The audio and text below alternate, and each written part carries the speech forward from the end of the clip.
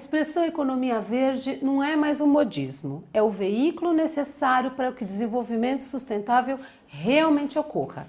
Essa é a opinião de Denise Amu, diretora do Programa das Nações Unidas para o Meio Ambiente no Brasil, o PNUMA. Nessa entrevista exclusiva para a TV Meio Ambiente, Denise fala ainda sobre o relatório do PNUMA, que identifica os setores da sociedade que podem induzir a criação de empregos verdes, e sobre o amadurecimento da sociedade para as questões socioambientais nos últimos 20 anos. Bom proveito! É o veículo necessário para o desenvolvimento sustentável. Eu estou em Brasília, na sede da ONU, no Brasil, conversando com Denise Amu. Denise é a representante do Programa das Nações Unidas para o Meio Ambiente no Brasil. E na Rio+20, em junho do ano que vem, um dos temas principais se chama Economia Verde, que vai mexer com muita coisa dentro da sociedade. Denise, o que é economia verde? Bom, isso é um termo que está sendo, vamos dizer, utilizado nos últimos anos e agora, como foi escolhido como um dos temas principais para ser discutido na conferência de junho próximo, que nós estamos chamando da Rio+20, né? 20 anos depois da Rio92, que foi um marco para a humanidade, as discussões todas sobre desenvolvimento sustentável, e que a gente espera que no Rio também a gente possa dar um passo importante, como foi em 92. Então, o que nós temos hoje do novo é a economia verde. O PNUMA, inclusive, publicou um documento, um estudo, deixa eu mostrar aqui para vocês, sobre a economia verde, rumo à economia verde. Esse aqui é... Caminhos para o desenvolvimento sustentável e a erradicação da pobreza. Exatamente. Porque a economia verde aqui, esse próprio título desse documento, ele meio que sintetiza o esforço que o PNUMA fez para conceituar a economia verde. Isso não significa dizer que o PNUMA, em momento algum, ele teve a intenção de ser, vamos dizer, o dono do conceito. Mas ele provocou as nações, ao publicar esse estudo, tentando dar, vamos dizer, uma certa organicidade a essa expressão, economia verde. E o que quer dizer na prática? Pois é, na prática, a economia verde ela vem a ser o veículo que estava faltando, ao longo desses 20 anos foi observado, para que o desenvolvimento sustentável efetivamente ocorra. Então a gente vem caminhando de 92 para cá, nos últimos 20 anos. A gente achava que proteção das florestas, proteção do meio ambiente, que a gente fazendo projetos de sustentabilidade, envolver essas comunidades locais, fazer uma série de conscientizações públicas, de trabalhar resíduos, que isso fosse ser suficiente para que a gente tivesse um planeta sustentável. É o veículo necessário para o desenvolvimento sustentável. Denise, o que é o planeta sustentável? Bom, quer dizer, isso daí é uma resposta difícil de responder, mas de qualquer forma, é aquele planeta em que nós, humanos, e outros seres que habitam esse planeta, com outros recursos naturais que nós temos, que a gente vive em harmonia. Isso às vezes parece assim um sonho, não é verdade? A gente parece meio utópico, mas é isso que a gente está buscando. Por quê? Nós somos 7 bilhões de habitantes nesse planeta, nós temos que alimentar esse planeta, nós temos que gerar qualidade de vida para as pessoas que vivem nesse planeta, nós temos que perpetuar as espécies que vivem nesse planeta. Para a gente ter qualidade de vida, a gente tem que ter uma água de boa qualidade, a gente tem que ter as nossas montanhas em bom estado, nós precisamos ter o equilíbrio ecológico. Então, nós precisamos de alimentar todas as 7 bilhões de pessoas. Né? De uma maneira justa, de uma maneira em que as pessoas se integrem com a natureza e de uma maneira que as pessoas sejam cidadãos íntegros, né? No seu potencial de realização como pessoa. Então nós não estamos aqui falando que a natureza é preponderante sobre o homem. O que a gente está falando é que existe essa inter-relação entre esses seres vivos que precisam viver em harmonia. Então, o que acontece? Essa equação é muito difícil. Isso é um sonho. Tanto é que, para alguns, sem o sonho, a pitada da poesia, como é que a gente vai trabalhar? né? E é isso que dizem que os ambientalistas têm muito, esse brilho no olho, essa vontade de fazer acontecer, essa vontade de mudar o mundo. Por quê? A gente trabalha com aquilo que a gente chama, às vezes, com a equação do impossível, né? Mas é isso que a gente acredita. A utopia. Só que é uma utopia baseada nos mercados globalizados, com os interesses políticos, com os regimes diferentes de estados, vamos dizer, de modos de viver, de estágios de desenvolvimento. Esse é nosso planeta, um só. Que alguns estudos dizem nós já estamos em algumas partes do mundo, em alguns países, consumindo o equivalente a 3 planetas.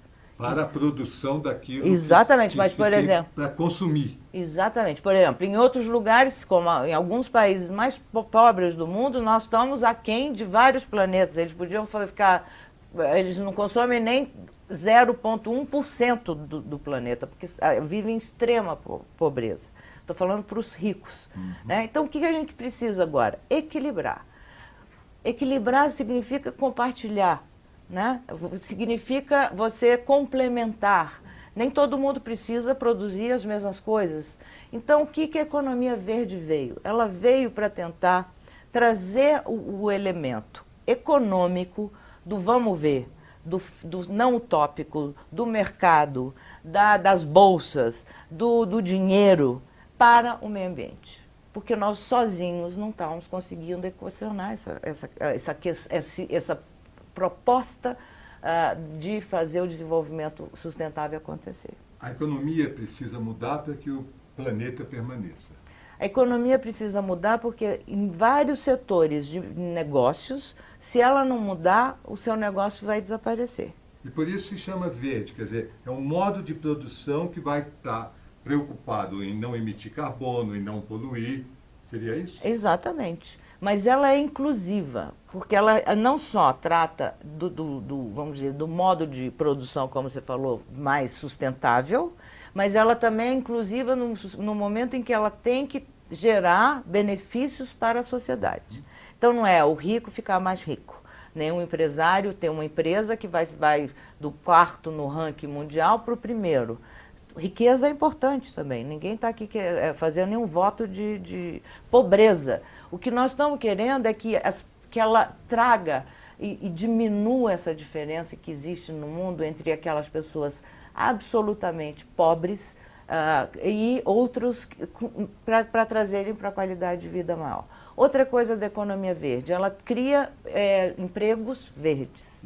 Então ela oferece novas profissões ou possibilidades de empregos que eu e você, às vezes a gente nem sabe quais serão, porque são empregos que vão nascer, né? Porque nós vamos criar uma nova, induzir, né? Porque não sou eu, nem a ONU, nem o governo, é a sociedade como um todo que vai, os setores produtivos que vão fazer essa economia verde acontecer na prática, né? Então vão surgir empregos mais sustentáveis, e que as pessoas possam viver melhor, que elas ganhem um salário mais justo. Então a gente está buscando mesmo provocar com esse estudo que o PNUMA fez. Ele identifica 10 setores da economia, que seriam aqueles setores assim, principais, como da construção, como dos transportes, como do turismo, como de energia, energias limpas, e por aí vai. Na área florestal, né? Porque também a floresta de pé ela é muito mais valiosa do que ela derrubada. Então, e ela provoca alguns estudos e mostra que, do jeito que nós estamos, existem estudos econômicos que mostram que, do jeito que nós estamos, nós vamos, primeiro, e as pessoas não vão conseguir superar as diferenças de pobreza, de desigualdade que existem. Segundo, as empresas também vão perder seus capitais naturais, né? De onde eles tiram a matéria-prima para a produção. Tudo vem da natureza. Exatamente. Né? Então, onde nós vamos ter que ter, por exemplo, a economia verde, tem que ter um contexto extraordinário de compromisso dos governos, por isso que isso está numa convenção, porque os governos vão ter que criar, por exemplo, incentivos como impostos mais adequados para aquelas pessoas, empresas que investirem. Vai ter que ter um novo quadro jurídico institucional no país, né? E no Brasil a gente já temos vários exemplos, não vamos partir do zero, mas de incentivos a empresas que possam realmente transformar. E as empresas vão ter que estar dentro desse processo desde o início. Por isso que essa conferência também, Ricardo, ela é uma conferência que tem uma expectativa enorme da participação da sociedade. Não só da sociedade civil organizada, como dos empresários, porque afinal quem vai fazer a economia verde acontecer são eles. Então não adianta ter uma reunião a portas fechadas, com países assinando um acordo em que eles não se sintam parte nem da discussão, nem do resultado. Então, por exemplo, o governo brasileiro criou essa comissão, uma comissão nacional que tem 3 pilares: o ambiental, o social e o econômico, com a sociedade civil, com empresários e outros membros, para que eles possam forjar num único documento uma posição do Brasil que reflita esses anseios de transformação. É o veículo necessário para o desenvolvimento sustentável. De 92 a 2012, 20 anos, Rio mais 20. O que de visível mudou nesses 20 anos? Quer dizer, a partir do 1992, que é um marco, né? Foi o maior encontro de chefes de Estado em toda a história. Vários acordos foram assinados, várias medidas foram tomadas. O que a gente poderia destacar que mudou de mais importante nesses 20 anos, Denise? Olha, mudou muita coisa. Primeiro porque, claro que nós ainda achamos que mudou menos do que devia, mas de qualquer forma o saldo é extremamente positivo. Nós temos as convenções que foram criadas na Rio 92. Convenções? A convenção, por exemplo, de diversidade biológica. A convenção de mudanças climáticas, essa tão, né, já assim, todo mundo se lembra de Copenhague, as discussões para o acordo global, isso foi um filho da Rio mais 20, a Rio 92. Convenção, o que é, Denise? É um encontro anual ou bianual, não é isso? Não, a convenção é um tratado em que os países signatários aderem àquele instrumento, e que é uma instituição, vamos dizer, vira uma instituição, um espaço de discussão para que os países se ponham de acordo, ou não. A mais famosa é de mudanças climáticas. A de mudanças climáticas, por todas vamos dizer, as visibilidades que ela tem, né? Se chove muito, essa influência do clima que a gente está tendo e todas as questões que isso acarreta. É a mais, vamos dizer, pop de todas as convenções. Isso. Ela se reúne anualmente, nesse caso, tem mais de 100 países, eu não sei exatamente, 170 países aderiram, mas isso significa dizer que, por exemplo, um país assina, mas é referendado no seu parlamento, né? Então, o governo brasileiro, Congresso Nacional, vamos dizer, autorizou o governo brasileiro a aderir à convenção. Isso às vezes leva 5, 6 anos, né? Então a convenção ela é um espaço determinado por regras básicas em que todos os países signatários eles vão se reunir e avançar suas discussões. Então eles vão ter planos de trabalho conjuntos, eles vão ter decisões que vão ser tomadas, que vão ser implementadas nos seus países. Vão ter discussões, o protocolo de Kyoto, por exemplo, é um exemplo de um produto de uma convenção, e ela funciona todos os dias do ano, tem um secretariado, e ela tem uma vez a cada 2 anos se reúne com os países membros, que são aqueles países que dão um mote, eles que determinam o andar da carruagem das convenções.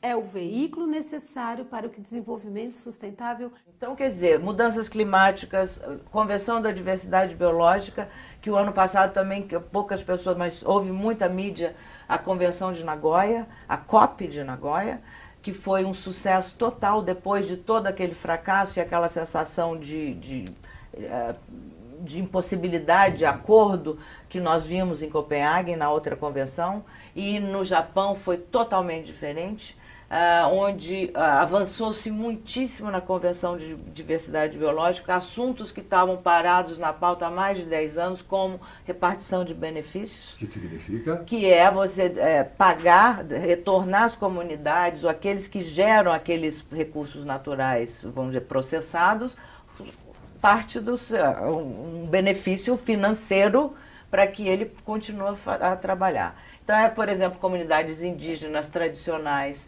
principalmente com fármacos, por exemplo, a empresa que vai produzir determinado remédio em cima de um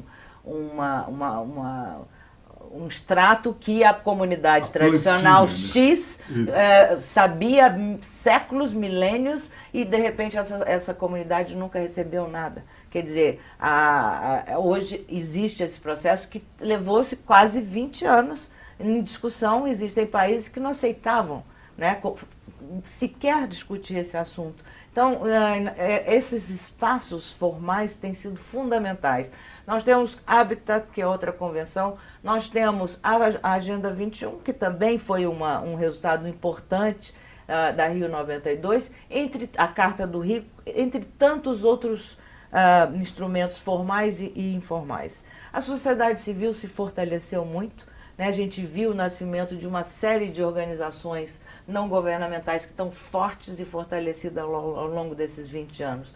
Nós vimos também, por exemplo, com base em todas essas discussões que estão na pauta, as empresas se engajarem muito mais, né? Eu acho que a economia verde ela não tinha nem espaço, nem teria quórum, vamos dizer, em 92 para a gente discutir, né? Então a gente está vendo que há um amadurecimento. É o veículo necessário para o desenvolvimento sustentável. A gente vê que ao longo essa nova geração, que está com 15, 20 anos, já é outra geração. Eles já têm outro tipo de modo de consumo, eles já são mais, vamos dizer, fiscais dos seus pais e dos seus avós, né? Eles já sabem que os recursos são finitos, e a gente no Brasil ainda tem um agravante que é por nós sermos tão, vamos dizer, pródigos em termos tanta natureza, né? A gente acha que tudo aqui, que nada vai acabar, né? Então a gente tem historicamente, a gente não foi criado para cuidar daquele riachozinho que passa ali perto da minha casa ou da minha fazenda, porque sempre tem muita água, você vê a Amazônia, você vê as nossas costas e etc. Mas a gente já vê que essa geração mudou, né? E agora eu acho que é irreversível. O que a gente precisa ainda toda a questão de resíduos que nós não equacionamos, das grandes cidades.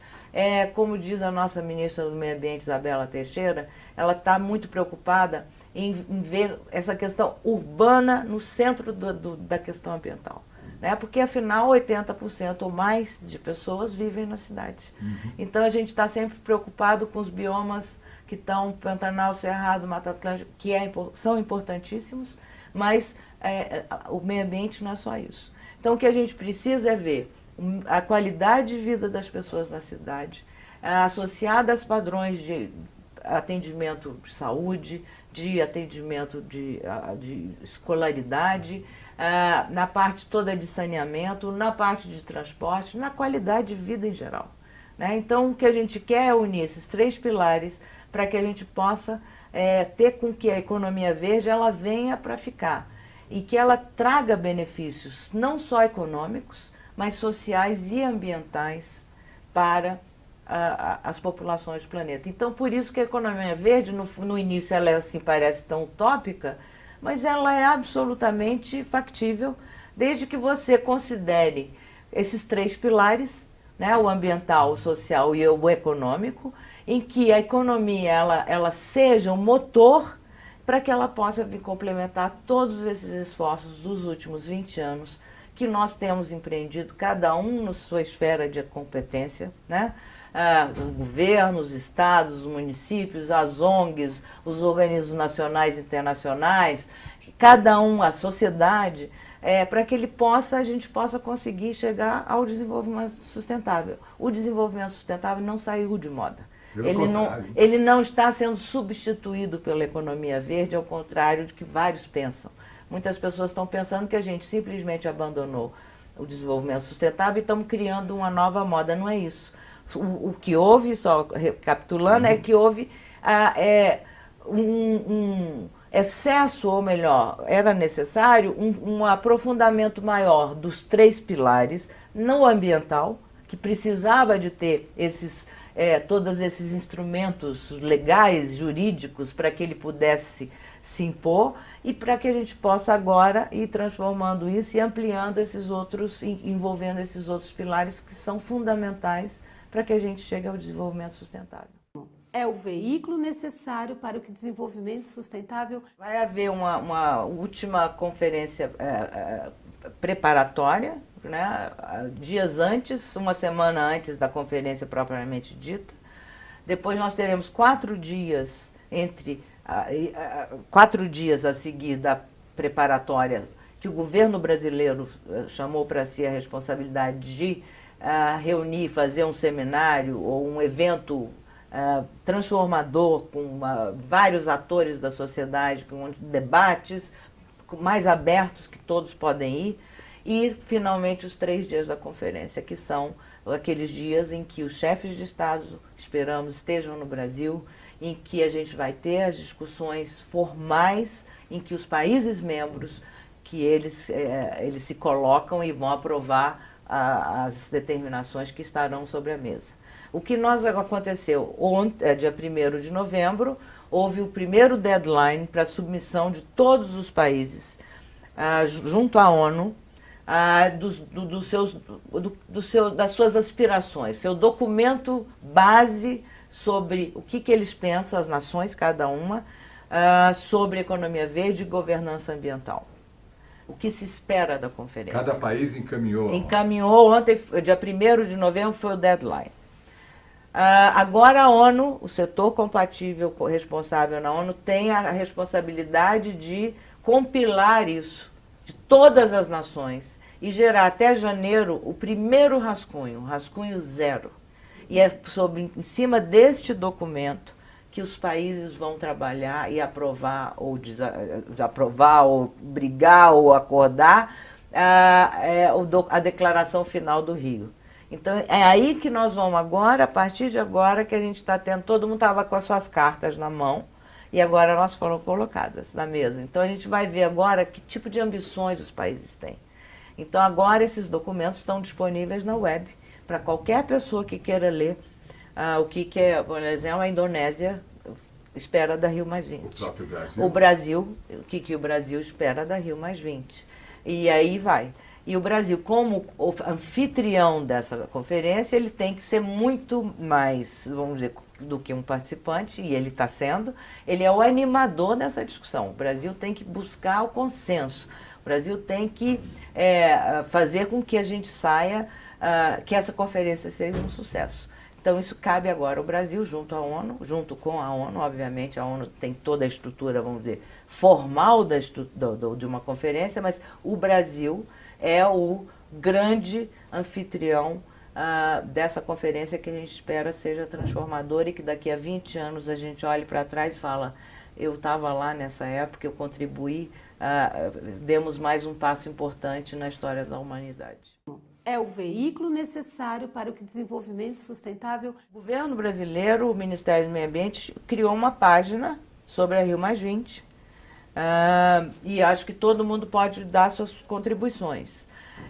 Existem canais formais, eu não tenho muita certeza sobre isso, mas eu acho que, do ponto de vista formal, existem esses canais. Tanto o Ministério do Meio Ambiente, o Itamaraty, têm sido extremamente abertos para ouvir e auscultar a sociedade. Mas eu acho que a sociedade brasileira tem que fazer muito mais do que isso, né? A gente vai ter o fórum de ONGs, vai ter setores, vários encontros, mas eu acho que o Brasil inteiro devia se mobilizar. Isso não é uma conferência que é só do Rio de Janeiro, é uma conferência do Brasil, um país que hoje, 20 anos depois, não guarda nem sombras do que nós éramos, não é? Uma potência emergente que somos. Então, o Brasil como um todo, eu acho que a sociedade devia discutir a Rio+20, discutir o que é economia verde, mas no seu bairro, na sua escola, no seu trabalho. Eu acho que, assim, provocar dos seus chefes, né, aquelas pessoas que têm essa consciência, e se informar. Existem sites, existe espaço, a TV Meio Ambiente, né? Pode ser um super espaço de atualização dessas pessoas, e espero que você dê dicas do que fazer, né? Então, eu acho que é importante, quem sabe a gente faz você, pela TV Meio Ambiente, um cadastro de espaços de encontro, de discussão sobre a Rio+20, quem sabe? Porque a Rio+20 não é só uma coisa oficial, ela pode acontecer na sua rua.